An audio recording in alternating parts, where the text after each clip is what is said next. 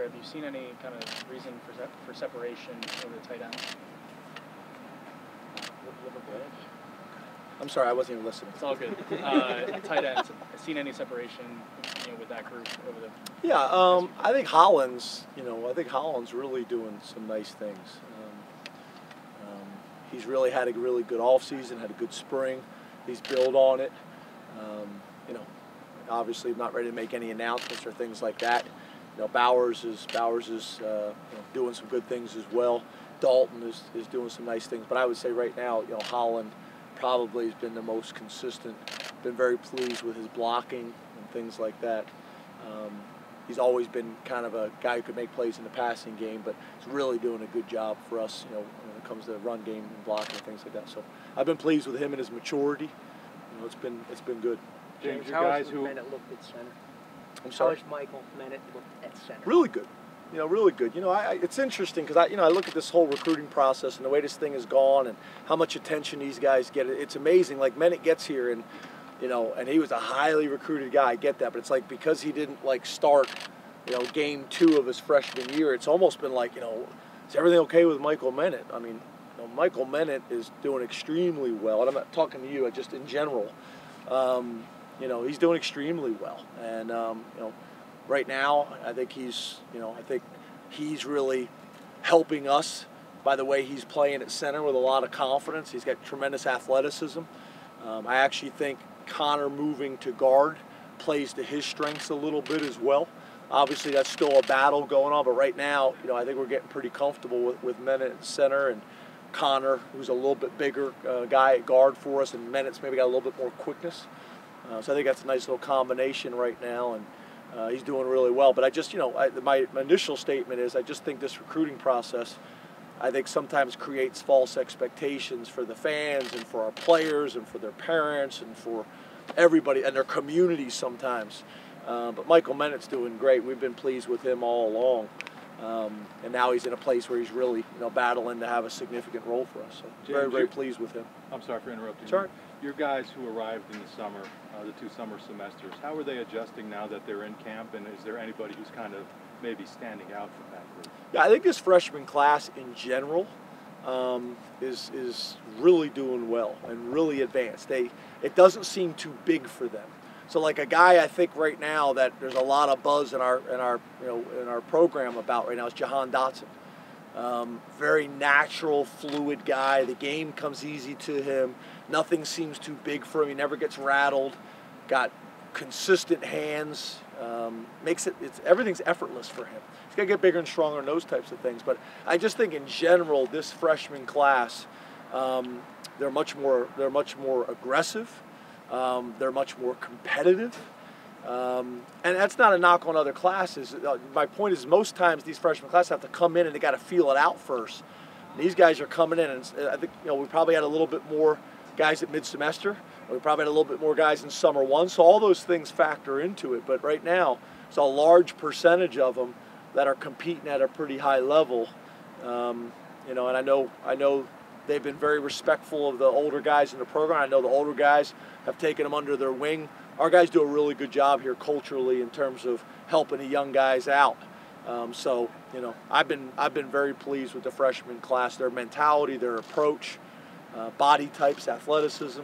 I've been very impressed. Juwan had 22 of his 54 catches over the final 4 games, I think, last year. What do you think it was that helped him come on strong like that at the end of the season, and what does the ceiling look like for him this year?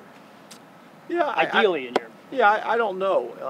As you know, it's not like we go into games. Jog off the field, please. It's not like we go into games targeting guys. It's all based on what the defense. Jog off. Go back. Go back. Go back. Your 3 wideouts. Go back, DeAndre. Go back and jog off the field. This is part of the quote. Sorry. What the hell was I talking about? That was part of the quote. Juwan. Oh, Juwan. Yeah. It's not like we went in targeting anything, or trying to get him the ball. It's just literally how things kind of play out.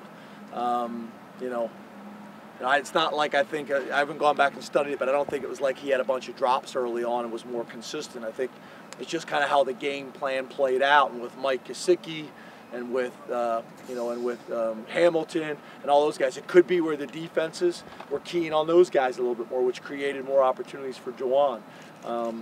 He's really kind of approached this the right way for a long time. I think this has a chance to be a big year for him just because of his maturity and his trust and his chemistry, with Trace. But overall, I've been really pleased. Jesse Luketa was considered a leader of that class coming in. How have you seen his personality make an impact in that locker room and carry over? Yeah, I think Jesse left home. I want to say at like 13 or 14 or something crazy like that, to go from Canada, to obviously boarding school. And I remember talking to his mom during the recruiting process, and she was not for it. And at 13 or 14 years old, or however he was, he kind of put his foot down and said, I'm going to chase my dream in America. I mean, think about that.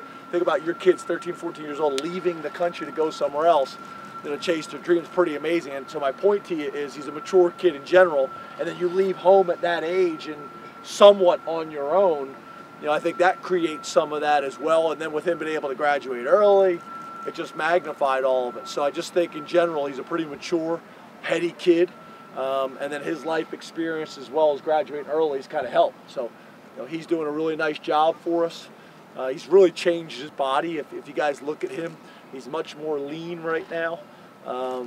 He's quicker. His functional movements are really, really good. So, pleased with him. James, how does the installation process compare to last year? And are there challenges that you have this year that maybe you didn't have just because personnel was different? I think it's similar. I think obviously when you got a veteran quarterback, it all starts there, and you kind of build your installation off of that.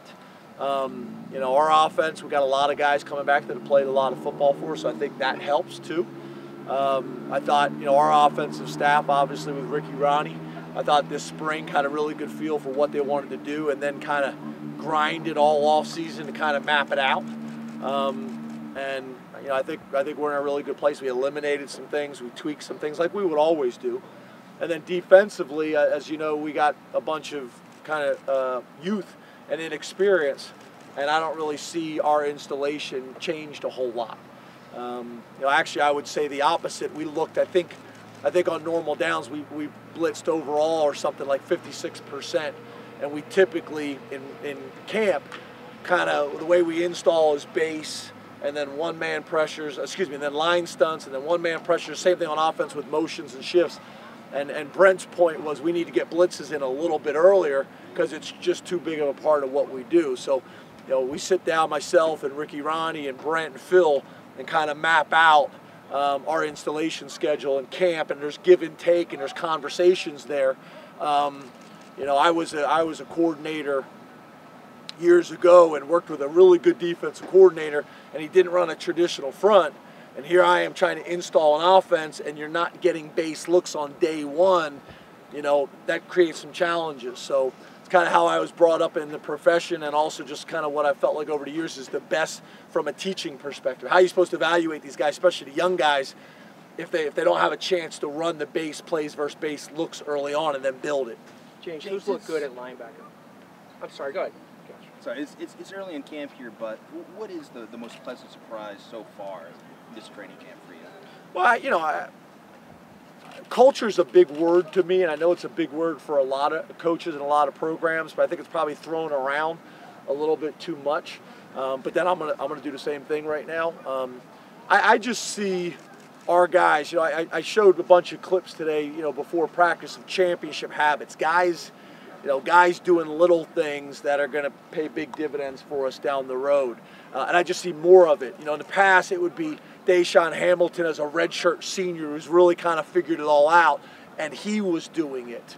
You'd have veteran players, Jason Cabin, and so on and so forth, where now I see multiple players at position, showing how to practice and how to compete. We talk about championship habits in football and in life, and I just see a lot of that. Little things like the locker room. The locker room has been a battle, for 4 years to get the locker room clean the way we want it cleaned. Sweeping the sheds, and it hasn't been that way. And this year it's been really good. The quarterbacks are taking leadership of that. The linebackers taking leadership with that, and then each position is taking leadership with that. So that's really good. So I just believe all that discipline that we've shown in other areas is going to help us. Is going to help us on Saturdays. I'm hoping grades will come out here pretty soon. I'm hoping our grades are as strong as they have been since we've been here over the summer term. I love that quote by Saquon Barkley the other day. What's the difference between the Giants training camp and Penn State? He said the only difference is I was taking Spanish 3. You know, and you know, to me that's a great quote because our guys are taking, you know, really challenging courses in the summer, and it's the only place I've ever been where most of camp our guys are practicing and going to school almost the entirety of camp. So it's a little bit different than most places I've been. James, who's looked good at linebacker, and secondly, what can Jake Zembeck offer the program going forward? I think, you know, Jan is really doing some nice things. I think there's a lot of comfort with him. I would say the same thing with Cam Brown. Has had a really good offseason and camp so far. And then there's kind of just a bunch of guys. You know, as a young guy, you know, Micah, you would never know that he's never played linebacker before he can find the ball. He's got a natural ability. I think I've told you guys this before. He'd go run through the wrong gap and backdoor the play, but he can find the ball. Now we got to get him more consistent in terms of being in the right gap and on the right leverage and those types of things, but he can naturally find the ball. Jesse Luketa is doing some really good things. You know, I hate doing this because then I leave someone out. But there's a bunch of guys. Manny has looked really, really good. You know, he's obviously our most experienced and older veteran guys.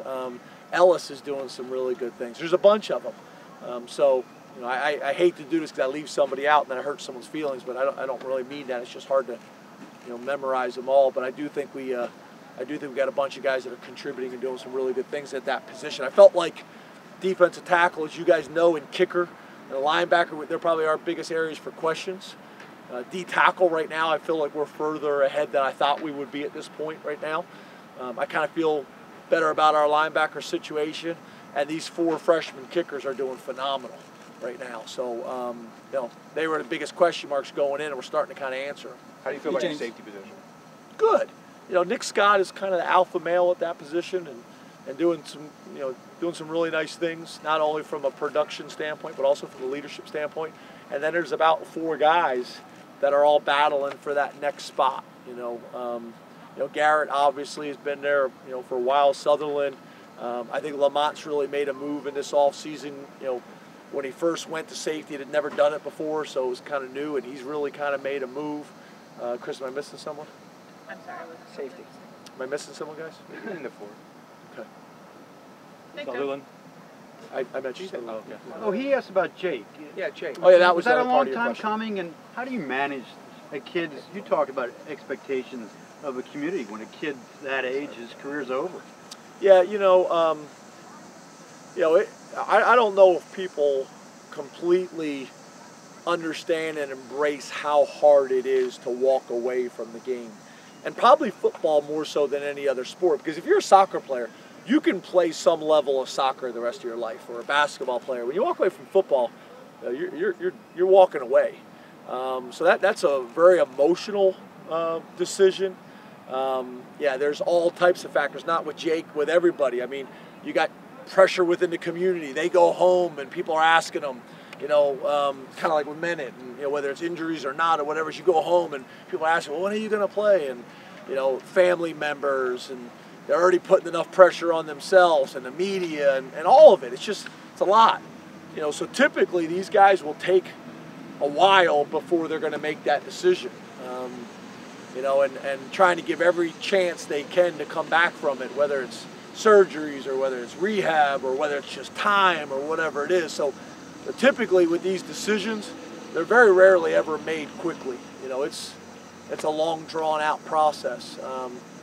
You know, but you know, the guys that we've had it with have been awesome. You know, and I think Jake, you know, with his role, especially at the position he plays and the leadership that just comes with that position in general, you know, I think he's going to do a fantastic job.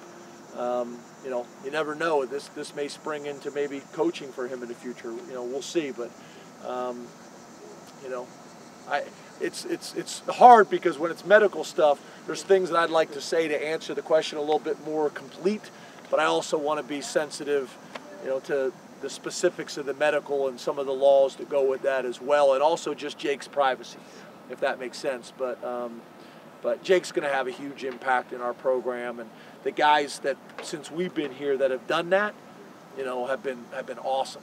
Have been awesome. Thank you, Coach. Thanks, guys.